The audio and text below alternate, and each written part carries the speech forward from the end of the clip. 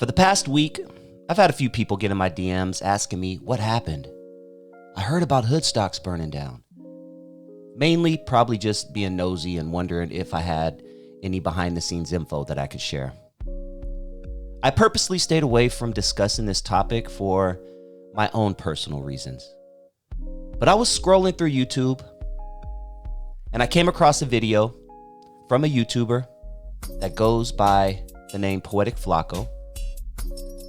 And the title of the video was Racist Mexican Podcaster Cries for Help After Losing Everything. I watched the video and I told myself, yeah, now it's time to share my thoughts. Dusty, why are you always backing Lucky so hard? Lucky, this supposed racist that Flacco calls him, has done more for me, a black guy, in 1 year than the average black YouTuber has done my entire YouTube career. We'll start with that. There have been others that helped. Don't get me wrong, and you know who you are, and I appreciate you. But no one has done more for this black YouTuber slash podcaster slash content creator, whatever the fuck you want to call me, than Lucky has. I've been on Hoodstocks, 7-8 times this year alone.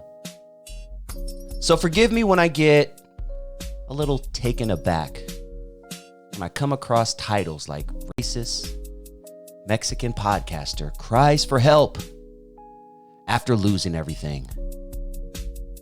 First of all, he's not racist. But you are a race baiter, Flacco, a person who tries to find racism in any and everything when there's nothing there. Which, in my opinion, a race baiter is 10 times worse than an actual racist. Secondly, Lucky didn't lose everything. He didn't lose his talent. Lucky has more talent in his left earlobe than you have in your entire body. That big, sweaty, oval-looking, oddly shaped body.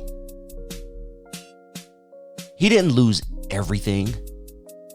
This man has a beautiful family, wife, kids, a decent day job. He owns his own home. Now, I can understand why someone like Flacco, who to him, YouTube is everything. If Flacco lost his channel tomorrow, it would be the end of the world for him. He wouldn't know what to do. Flacco doesn't have any skills outside of YouTube. Ain't nobody hiring Flacco. I mean, look at him. What's he gonna do? Labor work? He can't even bend over to tie his shoe without his blood pressure jumping 10 points. What's he gonna do? Office work? All of his coworkers would be talking behind his back every day about how he keeps sweating through the office chairs. I don't know how he does it, Becky. He sweats through a shirt and he sweats through the office chairs. Should we say something to HR? And he's always leaving hot Cheeto dust on the keyboards. I've witnessed Lucky with my own eyes embrace a black man. His friend, one of his good friends, probably one of his closest friends, R.I.P. Dark, embraced him like a brother. Told him, I love you. I've witnessed this with my own eyes. And it wasn't show. It was all love. Lucky fucking loved Dark. Lucky made a joke that he has agreed himself probably wasn't the best thing to say, but it was a fucking joke. Jesus Christ, people. I grew up in an era where if my Cambodian friend called me an African booty scratcher, I'd tell him to shut the fuck up and go make me some rice. And we'd laugh. Then we get on our bikes and we go play marbles and tag up the train tracks. The only reason it's an issue now is because Lucky has an audience of 250,000 people watching him. And eventually he, you, me, if we had 250,000 people watching every single word we say, we're bound to say something that offends someone. You can't say anything these days without offending someone.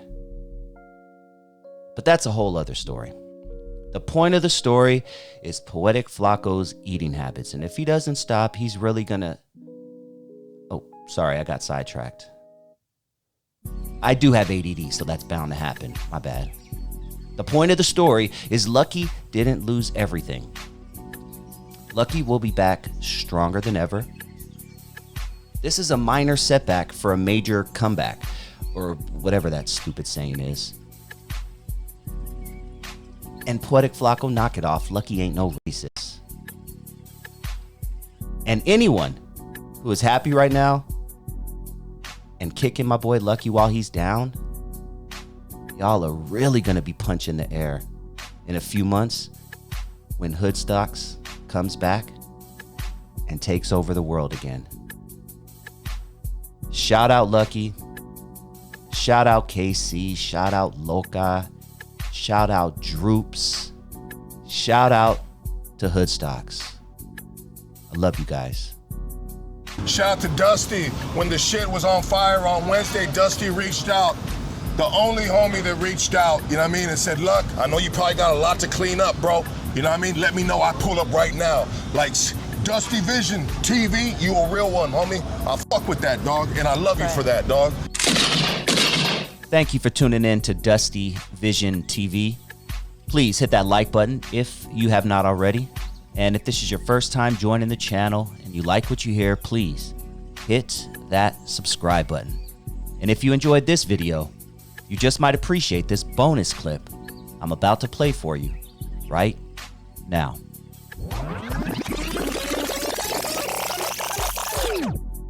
Alonzo Williams is one of the most influential, if not the most influential pioneer in the history of West Coast hip hop.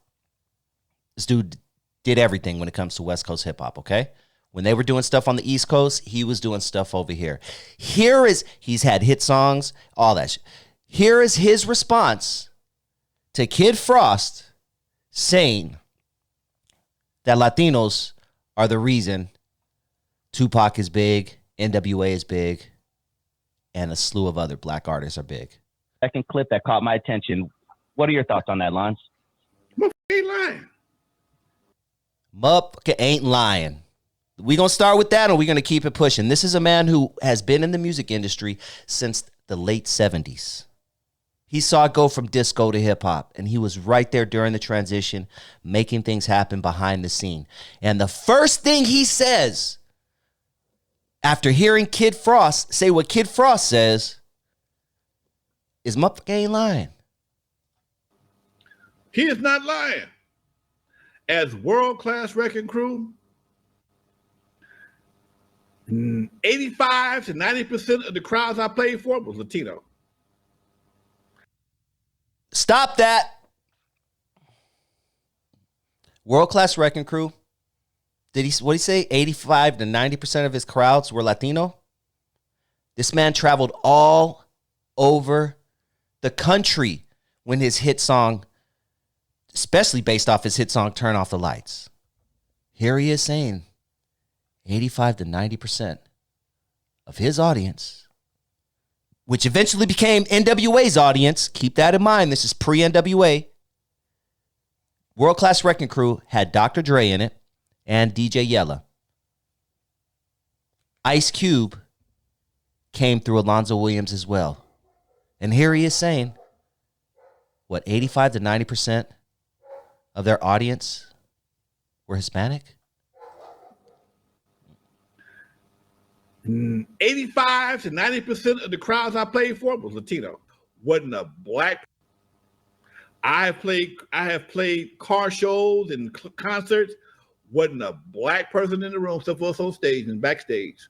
Okay. What? Latinos have a loyalty to their music that's can't be shaken by nobody. Loyalty. The same people who were going to see DJ Quick in 1995 are going to see DJ Quick in 2025. That's 30 years. I myself have seen DJ Quick, like I said, can't even count. Latinos have a loyalty that is unmatchable when it comes to fans. Black people, we are fair weather fans. We like this person, and then they do something stupid or snitch on somebody or something. Then we brush them off, and then we're off to the next person. I mean, Sexy Red, she really gonna be around in 2 years? Like, can we keep it real, right? Perfect example. Latinos, they're gonna commit their support to you for 30 goddamn years. Okay, right now, if I go to a car show, I'm gonna get more love in the car show than I would in the mall. If you cannot tell, this is a black man talking.